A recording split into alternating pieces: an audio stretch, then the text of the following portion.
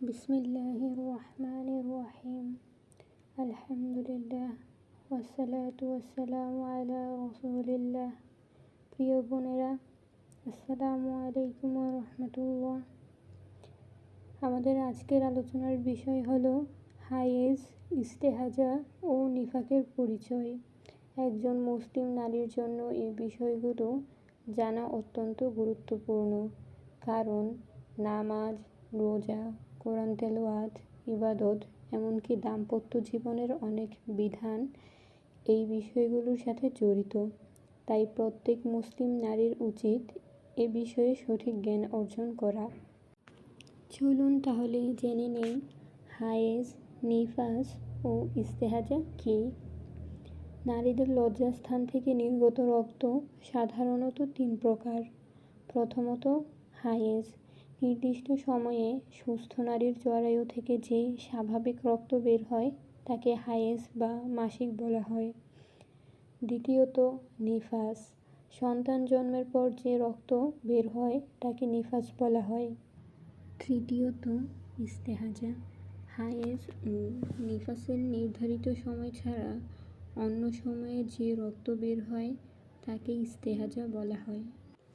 আমরা এখন হায়েজ সম্পর্কে আরও বিস্তারিত জানব। হায়েজ একটি আরবি শব্দ, এর অর্থ প্রবাহিত হওয়া। আল্লাহ তাআলা নারীদের দেহে একটি স্বাভাবিক ও প্রাকৃতিক নিয়ম হিসেবে মাসিকের ব্যবস্থা রেখেছেন। প্রতি মাসে জরায়ুর ভেতরে একটি স্তর তৈরি হয়। যদি গর্ভধারণ না হয় তাহলে সেই স্তর রক্তের সাথে শরীর থেকে বের হয়ে যায়। এটি মাসিক বা হায়েজ। হায়েজের রং। ফকিহগণের বর্ণনা অনুযায়ী হায়েজের রক্ত বিভিন্ন রঙের হতে পারে, যেমন কালো, লাল, গাঢ় হলুদ, সবুজাভ, মেটে এবং ঘোলাটে রং। এসব রঙই হায়েজের অন্তর্ভুক্ত হতে পারে যদি তা হায়েজের সময়ের মধ্যে দেখা যায়। হায়েজ ও ইস্তেহাজার মধ্যে পার্থক্য। হায়েজের রক্ত সাধারণত গাঢ় ও ঘন হয়ে থাকে এবং এর বিশেষ বৈশিষ্ট্য থাকে। অন্যদিকে ইস্তেহাজার রক্ত সাধারণত স্বাভাবিক রক্তের মতো হয়ে থাকে এবং এটি অসুস্থতা বা অন্য কোনো কারণে হতে পারে। তাই এই দুটির মধ্যে পার্থক্য জানা খুবই জরুরি। হায়েজ থেকে নিঃসৃত রক্ত সাধারণত দুর্গন্ধযুক্ত হয়। ইস্তেহাজা থেকে নিঃসৃত রক্ত সাধারণ রক্তের মতো তীব্র দুর্গন্ধ থাকে না। হায়েজের রক্ত সাধারণত শরীর থেকে বের হওয়ার পর জমাট বাঁধে না। অপরদিকে ইস্তেহাজার রক্ত সাধারণত শরীরের বাহিরে জমাট বাঁধে। আল্লাহ তাআলা অত্যন্ত সুন্দর ও প্রজ্ঞাপূর্ণভাবে নারীর শরীর সৃষ্টি করেছেন।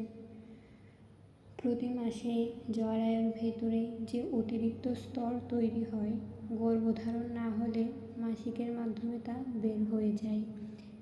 এর ফলে জরায়ু পরিষ্কার থাকে এবং পরবর্তী সময়ে সুস্থভাবে গর্ভধারণের উপযোগী পরিবেশ তৈরি হয়।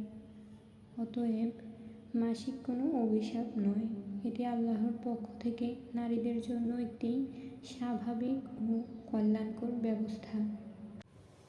প্রিয় বোনেরা, আজ আমরা হায়েজ, নিফাস ও ইস্তেহাজার মৌলিক পরিচয় জানলাম।